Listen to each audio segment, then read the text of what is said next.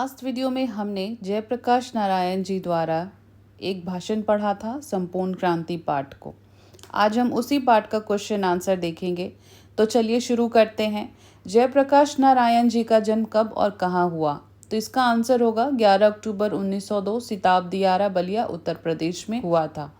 इनके पिता का नाम क्या था और वे क्या करते थे?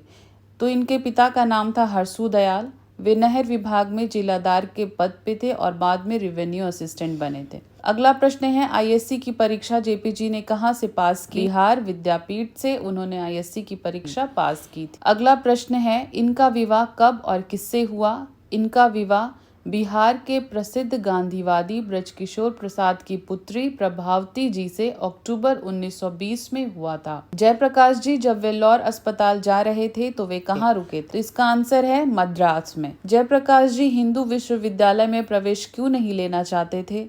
इसका आंसर होगा वहां सरकारी फंड प्राप्त होता था, इसलिए वे प्रवेश नहीं लेना चाहते थे। अगला प्रश्न है, संपूर्ण क्रांति का नारा किसने दिया था? तो संपूर्ण क्रांति का नारा जयप्रकाश नारायण जी ने दिया था। संपूर्ण क्रांति का ऐतिहासिक भाषण जयप्रकाश जी ने किस स्थान पर और कब दिया था? तो इसका आंसर है 5 जून 1974 पटना के गांधी मैदान में। लेनिन की मृत्यु कब हुई? लेनिन की मृत्यु 1924 में हुई। इंदिरा गांधी ने आपातकाल की घोषणा कब की? इंदिरा गांधी ने आपातकाल की घोषणा 1975 में की। इंडियन एक्सप्रेस के मालिक कौन थे? इंडियन एक्सप्रेस के मालिक थे रामनाथ गोयनका। जयप्रकाश नारायण जी ने सर्वोदय में कब भाग लेना प्रारंभ किया?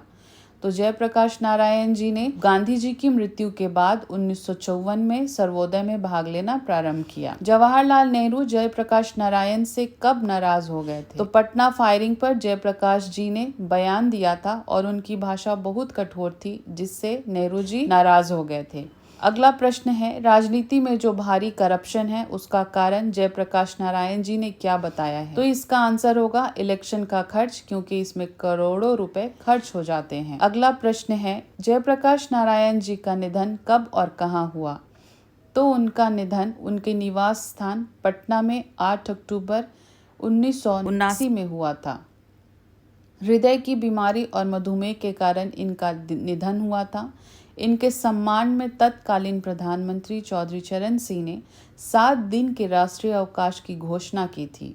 उनके सम्मान में कई हजार लोग उनकी शोक यात्रा में भी शामिल हुए। अगला प्रश्न है, जेपी जी को भारत रत्न पुरस्कार कब मिला था? तो उनको भारत रत्न पुरस्कार मिला था 1998 में मरणोपरांत। अगला है प्रश्न, रमन मैग्सेसे पुरस्कार उन्हें कब मिला था? तो 1965 में लोक सेवा के लिए। अब अगला प्रश्न है, जयप्रकाश नारायण के अनुसार डेमोक्रेसी का शत्रु कौन है? तो जयप्रकाश नारायण जी के अनुसार अगर डेमोक्रेसी का कोई शत्रु है तो वह है जो जनता के शांतिमय प्रदर्शन कार्यक्रम में बाधा डालते हैं, उनको बंदी बनाते हैं, उन पर लाठियां बरसाते हैं, गोलियां चलाते हैं। अगला प्रश्न है, जयप्रकाश नारायण जी पंडित नेहरू के किन किन मसलों पर मतभेद रखते थे? तो जयप्रकाश नारायण जी नेहरू जी की परराष्ट्रीय नीतियों से सहमत नहीं थे। तिब्बत के संबंध में उनके मतभेद थे। चीन के मामले में भी थे। इसी प्रकार हंगरी के मामले में भी मतभेद थे। तिब्बत के मामले में नेहरू जी ने जयप्रकाश जी की बात नहीं मानी और उसका परिणाम हुआ चीन का आक्रमण। तो ये थे कुछ क्वेश्चन आंसर, और इसके अलावा भी कुछ क्वेश्चन हैं जो बहुत ही इम्पोर्टेंट है, जैसे भ्रष्टाचार की जड़ क्या है और जयप्रकाश नारायण जी के व्यक्तित्व पर प्रकाश डालिए। तो ये सारे कुछ क्वेश्चन हैं जो आपको खुद करने हैं। आप किताब पढ़िए, आप मेरे वीडियो को देखिए और उसके अनुसार आप इस क्वेश्चन को तैयार करिए। तो आज के वीडियो में सिर्फ इतना ही। नेक्स्ट वीडियो में हम दूसरे चैप्टर को पढ़ेंगे। तो आपने अगर मेरे चैनल को सब्सक्राइब नहीं किया है तो मेरे चैनल को सब्सक्राइब करिए, लाइक करिए, कमेंट करिए और शेयर करिए।